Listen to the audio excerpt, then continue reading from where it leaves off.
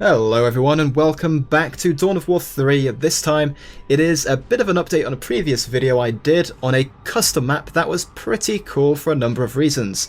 Mainly for the fact that it allowed you to grind elites for experience and specifically their level 8 command doctrines, which are very useful to have unlocked for use without that particular elite equipped in your army. And also just for the fact that you can farm them for the skulls you get every couple of levels or so. So yeah, this map was called Butcher's Feast, and if you want to watch my video on that, it is on my channel, I think 2 or 3 videos before this one. So yeah, feel free to check that out.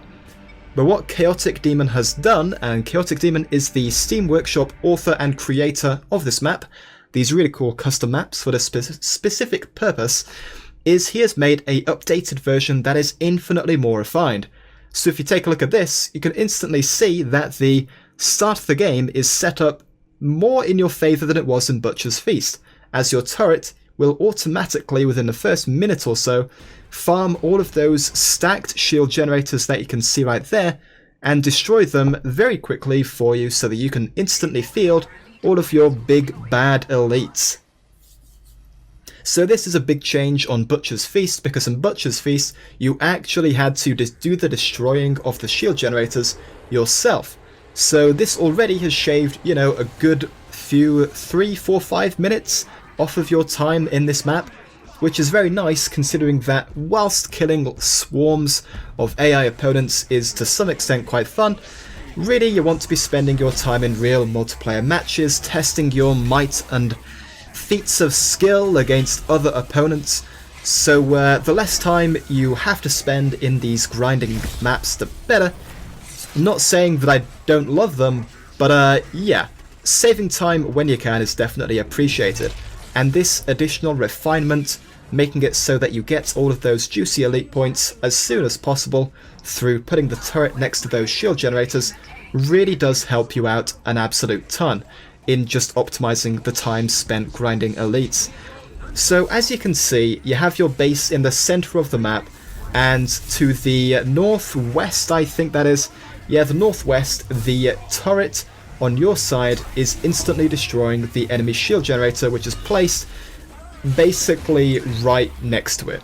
For all intents and purposes, right next to it for it to destroy, as I have mentioned.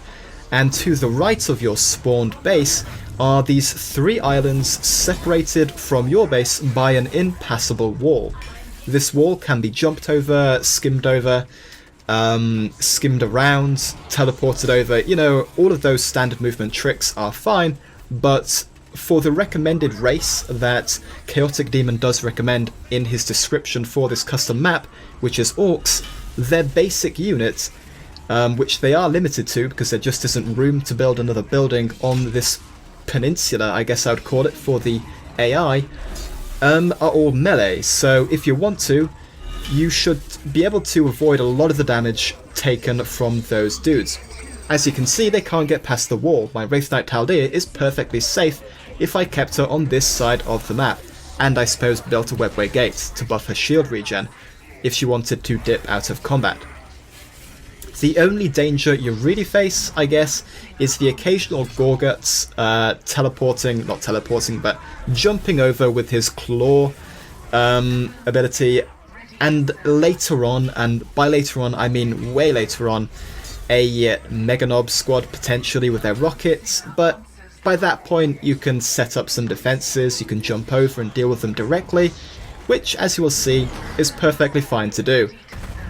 And boy do I love the animation on Wraith Knight Taldir. It is a beautiful, beautiful unit to play with.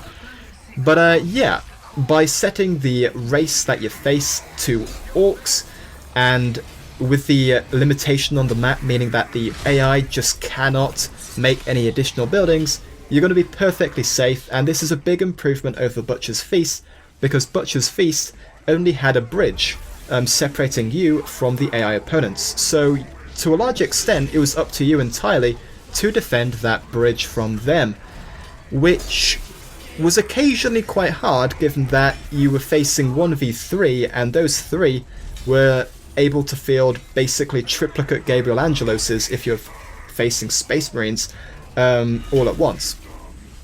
So yeah, this impassable wall and the design, the structure of the map itself definitely helps farming elites a lot.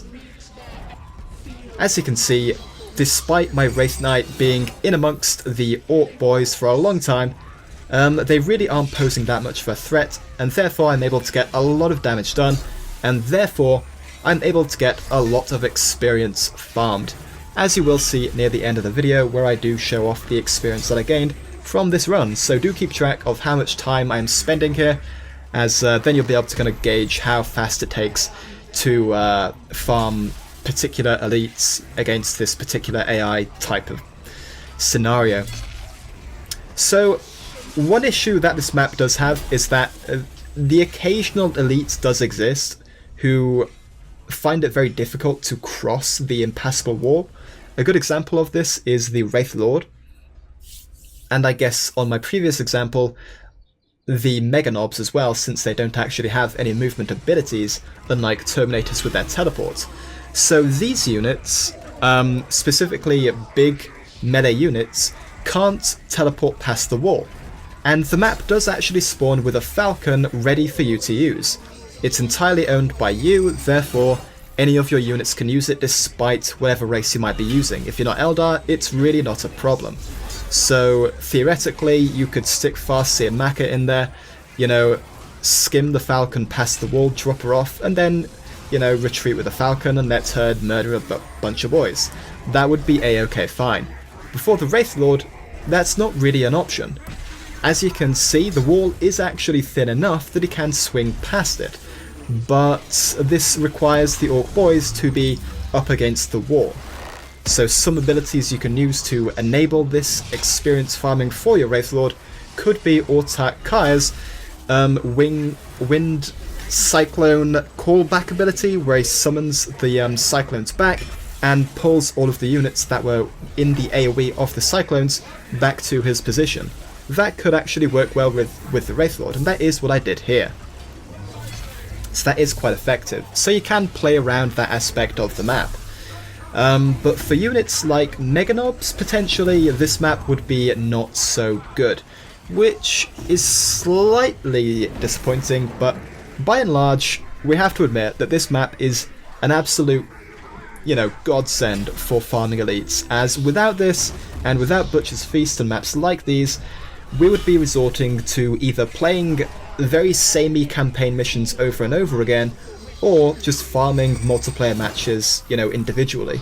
And that comes with the problem of, in multiplayer matches, you very rarely are able to field your big boy elites, unless you're playing in a really big 3v3 or something, with teammates who can kind of play with you in your, you know, with your needs to field your big boys, as they can play defensively, allow you to stay in the game long enough for you to field, you know, Tal'Dea, Solaria, etc, etc.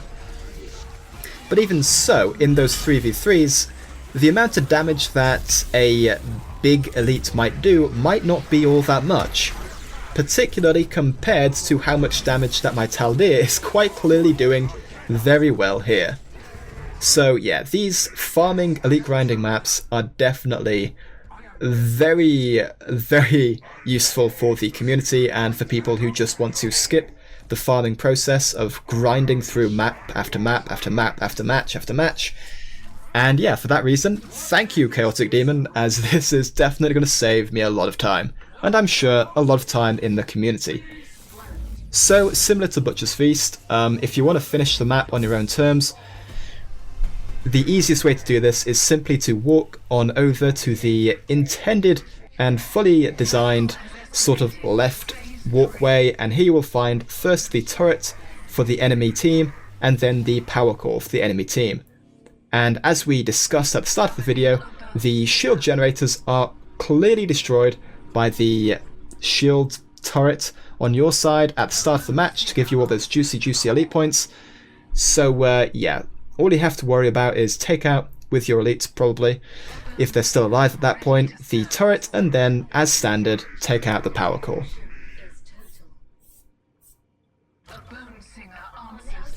So, yeah, in sort of recap, this map is a lot more refined, I feel, than Butcher's Feast was.